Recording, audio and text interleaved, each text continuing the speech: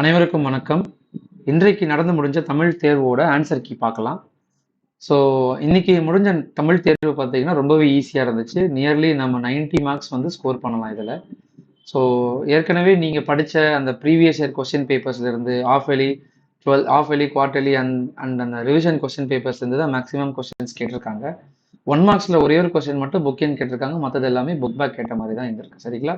So ரொம்பவுமே ஈஸியான question paper 2024 Tamil question paper. இதோட ஆன்சர் கீ பார்க்கலாம்.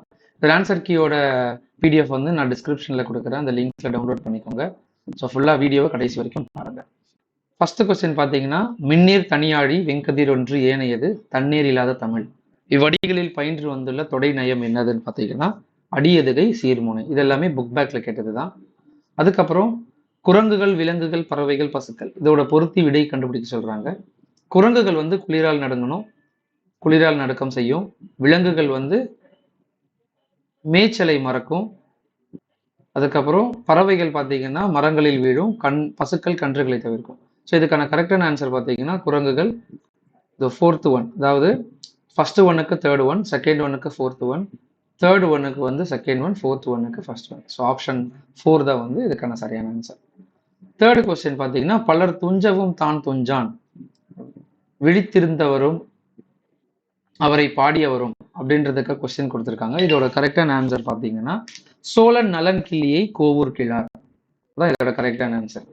விழியறி ஞமலி அப்படின்னு கொஸ்டின் நிறைய தடவை கேட்டிருக்காங்க. இதுல குறிப்பிடப்படும் விலங்கு, அதாவது ஞமலி அப்படின்ற குறிப்பிடப்படும் விலங்கு பார்த்தீங்கன்னா நாய். சுவடியோடு பொருந்தாத ஒன்றை தேர்வு செய்யணும். சுவடி அதாவது இந்த புத்தகம், சுவடி, அந்த பணுவல், அந்த அந்த பகுதிகளில் வரக்கூடிய இதுல பொருந்தாத ஆன்சர் எதுன்னு பார்த்தீங்கன்னா கடுக்காய் தான். சென்னை வெறும் நகரம் மட்டுமல்ல, இது தன்னம்பிக்கை மையம். காரணம். ஸோ இதுக்கான கரெக்டான ஆன்சர் பார்த்தீங்கன்னா ஆப்ஷன் டி. சரியானவற்றை பொறுத்து தேர்க. காதை, சருக்கம், இளம்பகம், படலம். இதுக்கான சரியான ஆன்சர் பார்த்தீங்கன்னா option C. So first one பார்த்தீங்கன்னா காதை. சிலப்பதிகாரத்துல தான் காதை அப்படின்றது குறிப்பிடுவாங்க. 3 காதைகள்லாம் பிரிக்கப்பட்டிருக்கும். அதுக்கப்புறம் சூளாமணி வந்து சருக்கங்களா பிரிக்கப்பட்டிருக்கும். கந்தபுராணம் இளம்பங்கங்களா பிரிக்கப்பட்டிருக்கும். படலம் வந்து சீவக சிந்தாமணி வந்து படலங்களா பிரிக்கப்பட்டிருக்கும். சரிங்களா? இது ஒவ்வொரு நூல்களோட பிரிவுகளை தான் கொடுத்திருக்கிறாங்க. 8th கொஸ்டின் பார்த்தீங்கன்னா, 7 ஆண்டு இயற்றி ஓர் 26 ஆண்டில் சூழ்கலல் மன்னருக்கு காட்டல் தொடர்களில் வெளிப்படும் செய்திகள். மாதவி 7 ஆண்டுகள் வரை நாட்டியம் பயின்றால் 26 வயதில் அரங்கேற்றம் செய்ய விரும்பினாள். இதுக்கான சரியான ஆன்சர் பார்த்தீங்கன்னா ஆப்ஷன் இ 1, 2 சரி. சரிங்களா? அடுத்தது 9th கொஸ்டின் பார்த்தீங்கன்னா, எளியது அரியது என்பன சொல்வது சொல்லியபடி செய்வது அப்படின்றது திருக்குறள்ல வர கொஸ்டின். ஓகேங்களா? உண்டு பிறந்து வளர்ந்த இடத்தனில் இத்தொடரில் இடம்பெற்றுள்ள பெயரச்சம். வளர்ந்த அப்படின்றது இதோட பெயரச்சம். சர்க்குனரின் உரையை கேட்டு தூண்ட பெற்ற மயிலை ஸ்ரீனி வேங்கடசாமி எழுதிய நூல் பார்த்தீங்கன்னா கிறிஸ்தவமும் தமிழும். மறைத்து சொல்லவும் மிகுத்து சொல்லவும் அழுத்தி சொல்லவும் பயன்படும் இலக்கிய உக்தி பார்த்தீங்கன்னா குறியீடு. 13th ஒன் பார்த்தீங்கன்னா, பிழையான தொடரை கண்டறிக. இதுக்கான சரியான ஆன்சர் காலையில் பூத்த மல்லிகை மனம் வீசியது. தோப்பில் முகமது மீரானுக்கு சாகித்ய அகாடமி விருது பெற்று தந்த நூல். இது வந்து புக்கின் சைட் கொஸ்டின். ஆனா அந்த ஃபர்ஸ்ட் ஸ்டார்டிங் ஓவரியல் ஸ்டார்டிங்லேயே வந்து ஒரு ஆசிரியரும் அதோட அவர்களோட பெயர்கள் நூல் பெயர்கள் கொடுத்துருப்பாங்க. அதுலேயும் வந்து குறிப்பிடப்பட்டிருக்கும். தோப்பில் முகமது மீரானுடைய சாகித்ய அகாடமி விருது பெற்று தந்த நூல் வந்து சாய்வு நாற்காலி. ஸோ 14th, அதுக்கப்புறம் 15th, 16th எல்லாமே குருவினாக்கள். இதெல்லாமே ஏற்கனவே நீங்க அட்டன் பண்ண கொஸ்டின்ஸ் தான். ஆஃப் எலி, மிட்டம்ல அண்ட் ரிவிஷன்லாம் கேட்ட கொஸ்டின்ஸ் தான். ஞாலத்தின் பெரியது நிறைய தடவை கேட்டிருக்காங்க. வசனம் கவிதையில நிறைய தடவை கேட்டிருக்காங்க. நெடுநல் வாடை, பெயர் காரணம், அதெல்லாமே பார்த்தீங்கன்னா உங்களுக்கு அந்த பெயர் காரணம் எல்லாமே குருவினாக்கள் படித்த கொஸ்டின்ஸ் தான், ஈஸி தான். இந்த புக்கில் தன்மனை, முறை வைப்பு, இதுவுமே உரைநடை பகுதியிலிருந்து கேட்டிருக்காங்க. இதுவுமே ரொம்ப ஈஸி தான், ஏற்கனவே ரிப்பீட்டட் கொஸ்டின் தான். இந்த 7 கொஸ்டின்ஸ், அதாவது இந்த இலக்கண தேர்ச்சிக்குள்ள இருந்து கேட்கப்படுற கொஸ்டின் பார்த்தீங்கன்னா, தமிழில் பிழையின்றி எழுதுறதுக்கு மேற்கொள்ள வேண்டிய முயற்சிகள். இது வந்து இலக்கண பகுதியிலிருந்து கேட்டிருக்காங்க. அடுத்த 23rd பார்த்தீங்கன்னா, வல்லினமைகளை இட்டும் நீக்கியும் எழுத வேண்டும். ஸோ மாணவர்கள் பெற்றோர்களை தமது நண்பர்களாக பாவித்து நட்பு கொள்ள வேண்டும், தமது இன்ப துன்பங்களை பெற்றோர்களுடன் பகிர்ந்து கொள்ள வேண்டும் அப்படின்றது கொஸ்டின். இதுல வல்லினமைகள் எங்கெங்க வரும்னா, மாணவர்கள் பெற்றோர்களை இட்டு தமது நண்பர்களாக பாவித்து நட்பு கொள்ள வேண்டும், தமது இன்ப துன்பங்களை பெற்றோர்களுடன் பகிர்ந்து கொள்ள வேண்டும் அப்படின்றதுக்கான சரியான விடை. ஸோ 24th பார்த்தீங்கன்னா, தொடரில் உள்ள பிழைகளை நீக்கி எழுதுக. 24th ரங்கன் வெண்கல பாத்திர கடை வைத்திருக்கிறார். இதுக்கான சரியான ஆன்சர் பார்த்தீங்கன்னா வெண்கலம். இங்கு வராது, 3 சொல்லி இன்னும் வரும். சரிங்களா? ஸோ வெண்கல பாத்திர கடை வைத்திருக்கிறார். வெண்கல பாத்திர கடை வைத்திருக்கிறார். மற்றது எல்லாமே கரெக்ட். ஸோ 25th பார்த்தீங்கன்னா பேச்சு வழக்கு எழுத்து வழக்காக மாற்றணும் அப்படின்னா, நிலத்தை கிளறணும்டா அப்பதான் வகுறு நிறையும். நிலத்தை கிளற வேணும்டா அப்பொழுதுதான் வயிறு நிறையும். நிலத்தை கிளற வேணும்டா அப்பொழுதுதான் வயிறு நிறையும் அப்படின்றது தான் சரியான ஆன்சர்.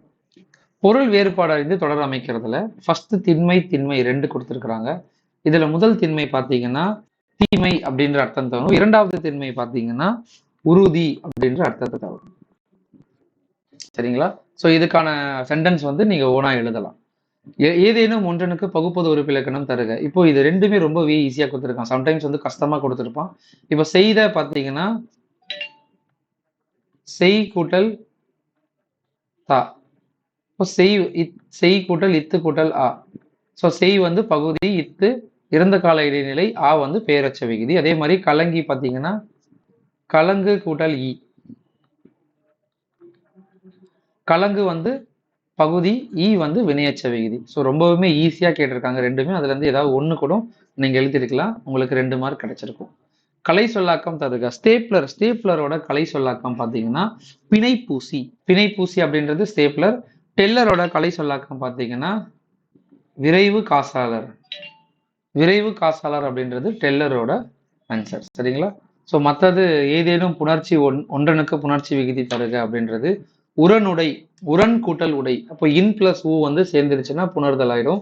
அப்போ இன் பிளஸ் ஊ சேர்றதுக்கு உடல் மேல் உயிர் வந்து ஒன்றுவது இயல்பு அப்படின்ற ஒரு விதி. இதுக்கு பார்த்தீங்கன்னா தலைக்கோள். தலைக்கோளை பிரிச்சா தலை கூட்டல் கோள்னு வரும்.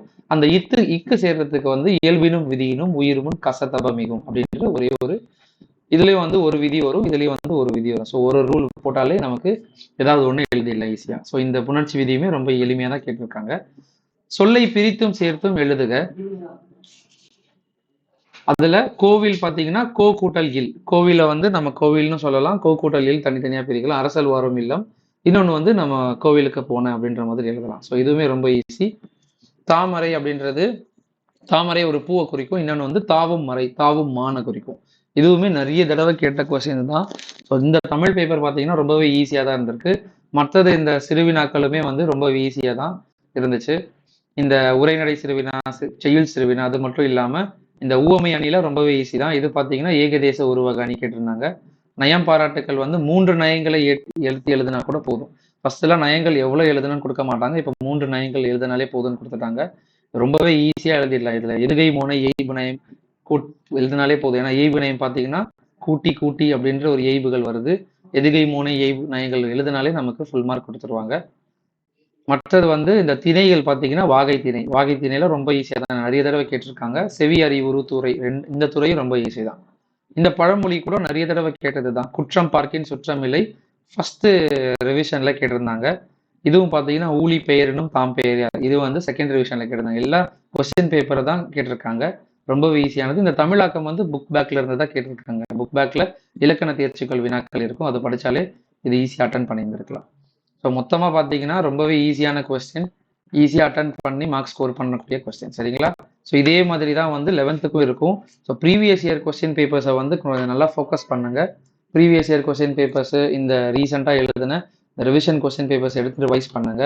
புக் பேக்ல இருக்கிற 1 மார்க்ஸ், இலக்கண தேர்ச்சிக்குள்ள இருக்கிற 1 மார்க்ஸ் தான் மேக்ஸிமம் கேட்பாங்க. அதையே ஃபோக்கஸ் பண்ணுங்க. இன்றையிலிருந்து 11க்கு வந்து இம்பார்ட்டன்ட் 1 மார்க்ஸ் அதெல்லாமே மெட்டீரியல்ஸ் நாங்கள் இந்த சேனலில் போடுறோம். அது மட்டும் இல்லாமல் 12க்கு English materials, English notes, important questions எல்லாமே நாங்கள் எடுத்து போடுறோம். ப்ரீவியஸ் இயர் கொஸ்டின் பேப்பர்ஸையும் நாங்கள் எடுத்து வீடியோவாக போடுறோம். நீங்கள் கொஞ்சம் தொடர்ந்து பார்த்துட்டு இருங்க. வீடியோ பிடிச்சிருந்தா இந்த வீடியோவை மற்றவங்களுக்கு தெரியப்படுத்துங்க. தேங்க்யூ.